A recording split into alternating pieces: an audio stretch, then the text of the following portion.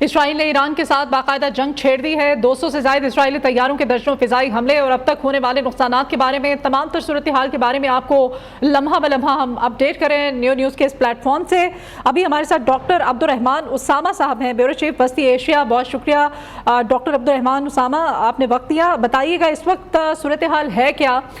یہ جو اسرائیل کی جانب سے حملہ کیا گیا ہے, نقصانات کا تخمینہ کیا لگایا جا رہا ہے اور کیا اس وقت دیکھ رہے ہیں آپ؟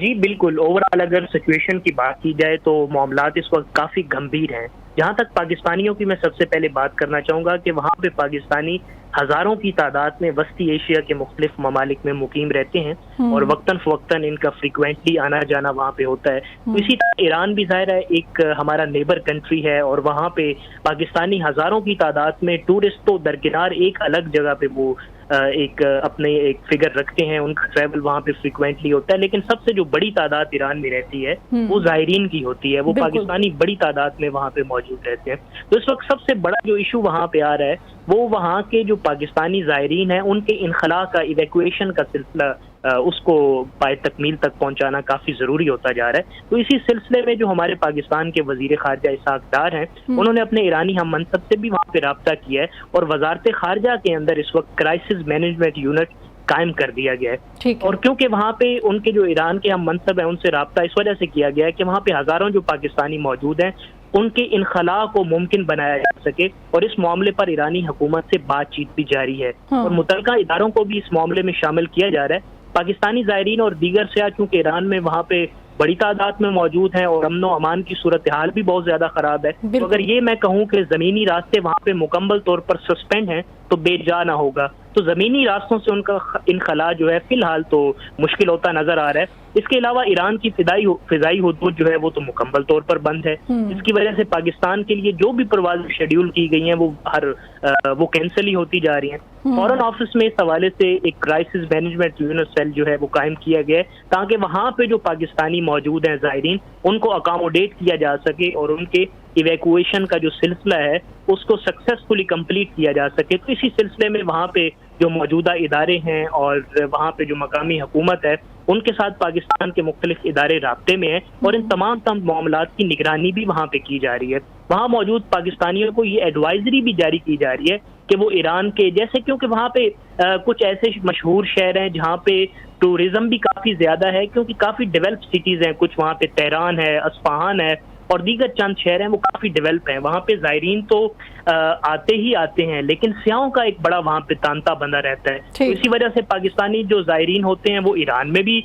جب جاتے ہیں تو اپنی زیارتوں کے سلسلے کے بعد اسامہ آپ کہہ رہے ہیں کہ جو زائرین ہیں, یہ جو ٹورسٹ ہیں پاکستانی, ان کی ہزاروں میں تعداد ہو سکتی ہے. اب یہ جو crisis management unit foreign office کی طرف سے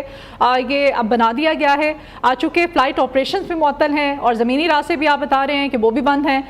تو اس بارے میں آپ نے ہمیں بتایا. ایران کے اندر اس وقت اوور آل صورتحال اسامہ کیا ہے, اس بارے میں کیا ہمیں آپ بتائیں گے؟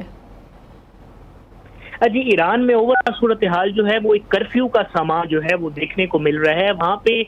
کوئی ٹورسٹ آسانی سے کہیں پہ وہ باہر موو آن نہیں کر پا رہے, کیونکہ وہاں پہ اب دیکھا جائے عالمی سطح کے اوپر تو مختلف ممالک اس صورتحال کے بعد بالکل ایک نئی ڈیولپمنٹ اور ایک نئی چیز سامنے آ رہی ہے. امریکہ کی جو وہاں پہ سفارت خانہ ہے اور اس کے علاوہ جو دیگر ممالک کے یورپی یونین میں وہاں پہ سفارت خانے موجود ہیں, سب نے اپنے اپنے شہریوں کو انتباہ کیا ہے کہ وہ جلد از جلد جیسے ممکن ہو سکے وہاں سے نکلنے کو ترجیح دیں,